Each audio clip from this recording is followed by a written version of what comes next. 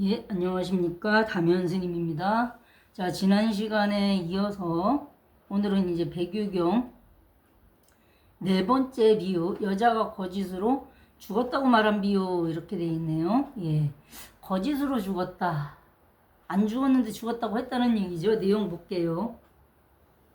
옛날 어떤 어리석은 사람이 있었다. 그의 아내는 용모가 단정하였으므로 그는 마음으로 매우 사랑하고 소중히 여겼다. 그러나 그 부인은 정직하고 믿음직스럽지가 못하여 사는 동안에 다른 남자와 정을 통하였고 사통했네요. 음탕한 마음을 걷잡지 못하여 급기야 제 남편을 버리고 정부에게 가려고 하였다. 그래서 한 노파에게 은밀하게 말하였다. 내가 떠난 뒤에 당신은 죽은 여자 시체 하나를 가져다 우리 방에 놓아두고 내 남편에게 내가 이미 죽었다고 말해 주시오. 그런 일이 있은 뒤에 노파는 그 여자의 남편이 없는 틈을 엿보아 시체 하나를 그 집에 갖다 놓고 그 남편이 돌아오자 노파가 그에게 말하였다. 당신의 아내가 이미 죽었소. 남편이 즉시 가서 살펴보고는 그것이 자기 아내라 믿고 슬피 울며 괴로워하였다. 그리고 장작을 쌓고 기름을 붓고 시체를 태운 뒤에 뼈를 자루에 담아 밤낮으로 품고 있었다. 아니, 실제로 자기 부인이고 그 부인을 사랑했어도 왜 시체 태워갖고 그 뼈를 자루에 담아갖고 그걸 끌어안고 밤낮으로 그걸 품고 있어요. 보내줘야지. 어쨌든 얼마 뒤에 아내는 자기가 바람났었던 그 정부가 싫어져서 집으로 돌아와 그 남편에게 말하였다. 내가 바로 당신의 아내입니다. 남편이 대답하였다. 내 아내는 벌써 죽었다. 너는 누구길래 내 아내라고 거짓말을 하는가? 구미호가 둔갑했는가? 뭐 이제 이런 거죠.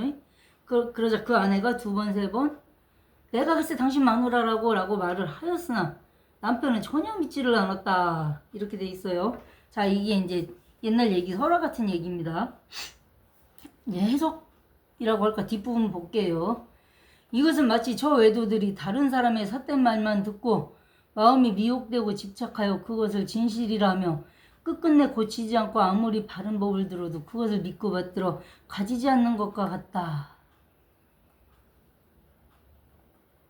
자, 여기서 이제 외도라는 개념이 나오는데 외도라는 개념이 뭐냐면 이 부처님 당시에 62종의 정법, 그러니까 진리가 아닌 진리인 듯 보이나 진리가 아닌, 그러니까 진리와 유사해 보이긴 하는데 실제로는 진리가 아닌 그걸 유사해 보이나 진짜가 아니라서 사이비라 그러거든요. 아닐 비자 써서 유사해 보이지만 실제로 그건 아니다 해갖고 우리가 요즘 얘기하는 뭐죠 사이비 종교 이런 개념이 사실 여기서 나오는 개념인데 이 외도들이 그런 거예요. 뭔가 있어 보이는데 부처님하고 끝까지 대론을 붙어오면 결국은 아닌 거거든요.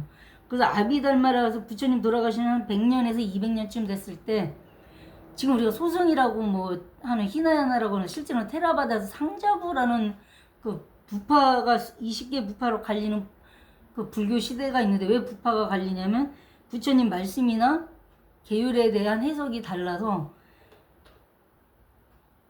그 A라고 해석한 사람끼리 모여서 하나의 부파가 되고 B라고 해석한 사람끼리 또 모여서 하나의 부파가 되고 이런 식으로 파가 갈리는데 그러다 보니까 자기 파가 킹왕짱이라고 얘기를 하려고 하다 보니까 이 불교에 대해서 논리학적으로 경전이나 부처님 말씀 그 계율에 대해서 엄청 파괴돼요.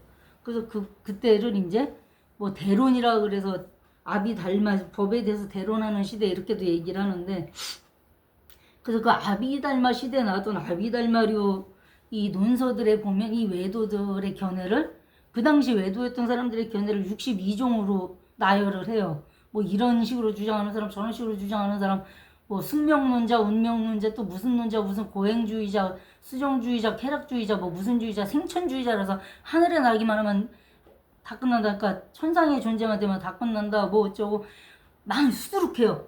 그 중에 또 보면 점성술을 하는 파에서 지금의 타로 카드 이런 게 사실 유럽의 점성술인데 그거 그 운명론자들에서 이제 그 학술적으로 발달하면 중국에서는 명리학 이런 쪽으로도 나간단 말이죠. 자, 어쨌든 그런 외도들의 62종 외도들의 삿된 말만 듣고 마음이 미혹되고 집착하여 그거에 집착했다는 거예요. 왜 집착하느냐? 본인한테 진짜 진리가 뭔지 제대로 알아볼 안목이 없으니까 이게 진리인 줄 아는 거예요. 사입이라 절대 유사해 보여도 사실 진짜 진리는 아닌데 그게 진짜 진리인 줄 아는 거예요. 그래서 그것을 집착하여 그것을 진실이라고 하며 끝끝내 고치지 않고 아무리 바른 법을 들어도 자 바른 법을 들었다 정법을 들었다는 얘기죠. 그것을 믿고 받도록 가지지 않는 것과 같다. 자 이제 여기서 잠시 또 아주 잠시 딴 얘기를 좀 하자면 부처님 말씀 중에 그런 말씀이 있어요. 인신난득하고 불법난봉하고 불전불우로다. 그런 네 글자짜리 세 구절로 된 말이 있는데 제가 요즘엔 잘 안 쓰는데 한때 제 핸드폰 그 카카오톡에 제 프로필 그 뭐라 그래야 되나 그 프로필 글귀로 이거 한문 원문 찾아갖고 이걸 넣어놓고 다닌 적이 있어요. 뭐냐면 인신난득 사람 몸 받기 어렵다. 인신 사람 몸을 난득 얻기 어렵다 해서 사실은 육도 윤회하는 그 뭐 축생 아기 지옥 뭐 아수라 해갖고 천상 뭐 해서 인천 아수라 뭐 저기 해가지고 육도로 윤회하잖아요. 지옥까지 포함해가지고 그렇게 뺑뺑이 윤회하는 중에 이렇게 인간 몸 받기 정말 어렵고 근데 나름 천상계까지 못 가더라도 이렇게 인간 몸이라도 받기 겁나게 어렵고 불법 난봉이라 제대로 된 불법 부처님 법 만나기 어렵다. 또 뭐라고 돼 있냐면 불법을 만났어도 내 이게 딸리거나 아니면 이 몸이 딸려서 제대로 수행을 못해서 불법은 만났으나 그걸 끝까지 깨달아 마치지 못하는 것 그것도 이 불법 난봉에 포함된다라고 하시는데 그건 사실 저도 불법 난봉이에요. 참 만나 뵙기 어려운 불법 만나서 여러 가지 어려움 속에 겨우겨우 이 부처님 법을 만나서 참 그래서 부처님 법 만났으니까 그나마 난 행복해 이제 수행 열심히 해서 이제 나도 깨달아 마치면 돼 하겠죠. 근데 마지막 말이 사실은 가슴 아픈 말이에요. 특히 스님들은 이 마지막 네 글자 불전불우로다. 요게 가슴을 후벼 파는 말이 뭐냐?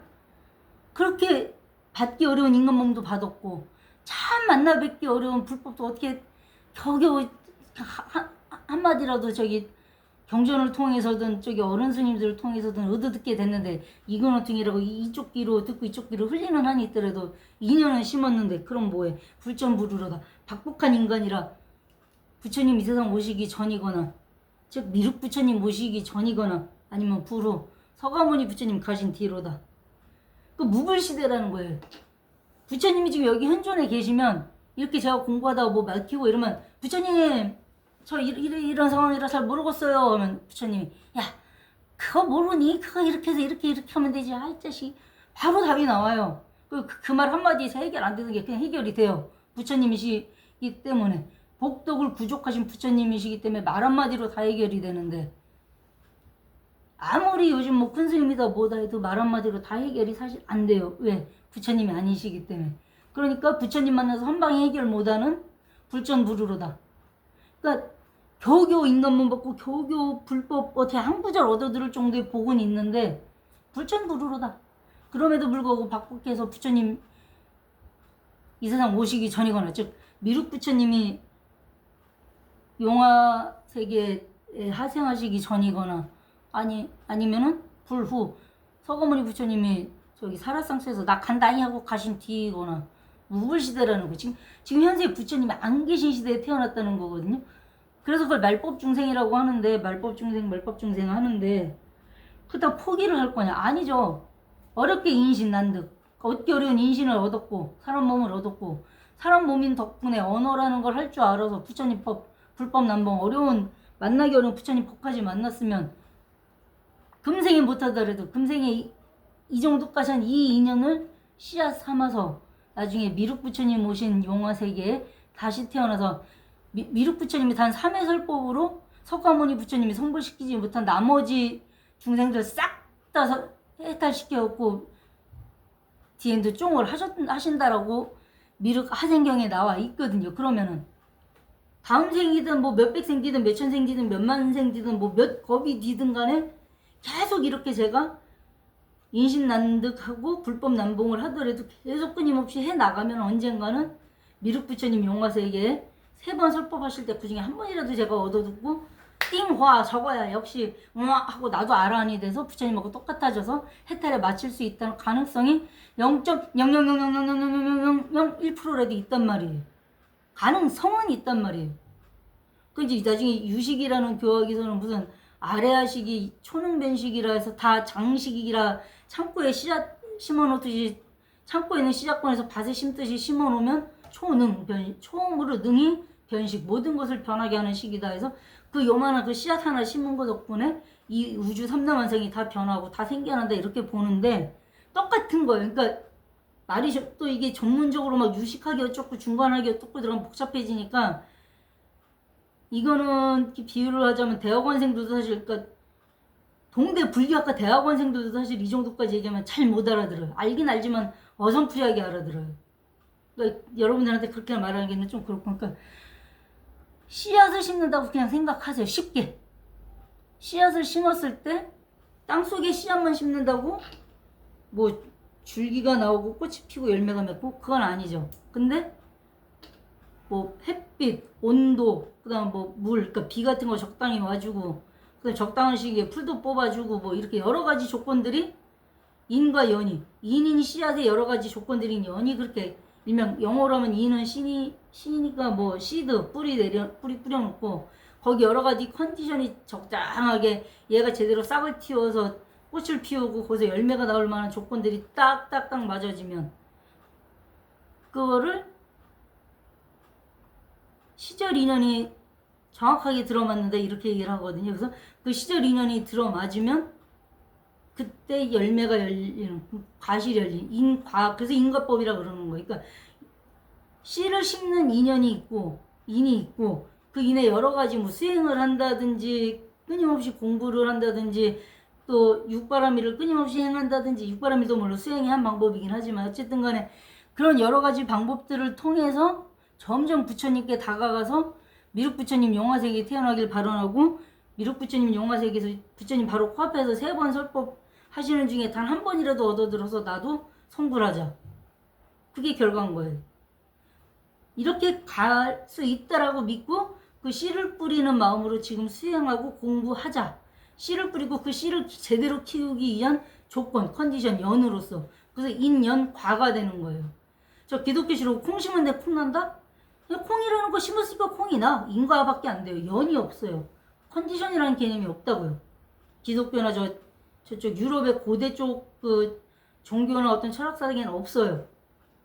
그냥 콩 심으면 무조건 콩이 나와야 돼. 고추고도 콩이 나와야 돼. 콩 심었는데 팥이 왜 나와? 이렇게 된단 말이에요.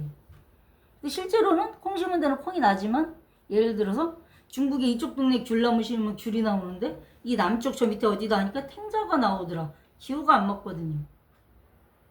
이게 연인 거예요.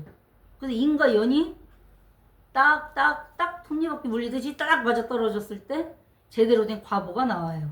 자, 그래서 외도들의 삿된 견해에 집착하지 말고 부처님의 진리, 부처님이 가르쳐 주신 이 진리만 믿고 진리대로 올곧게 수행해가면 그것이 연이 되어서 반드시 성불할 날이 언젠가는 오리니 금생에 못하면 다음 생, 다음 생에 못하면 다다음 생이라도 될 것이니 그렇게 믿고 해보자는 거예요. 그래서 불교는 신해, 행증, 신 일단 믿고 이게 진리라는 거, 부처님 말씀이 정법이고 진리라는 거 일단 믿고 그냥 단순히 믿는 거에서 끝나는 게 아니고 이게 그럼 왜 진리냐 한번 공부해서 알아보고 믿고 알아봤더니 실제로 이게 진리고 정법이 맞아. 그럼 그거대로 행해보고 그럼 언젠가 반드시 언젠간 증득할 날이 있다. 언젠가 증득할 날이 있을 거라고 다시 또 믿음으로 돌아가는 거예요. 그러니까 신의 행증 끊임없이 그러니 여러분들 신의 행증하는 그런 여러분들이 되셨으면 좋겠습니다. 예, 오늘은 또 여기까지 하는 것으로 하겠습니다. 예, 감사합니다.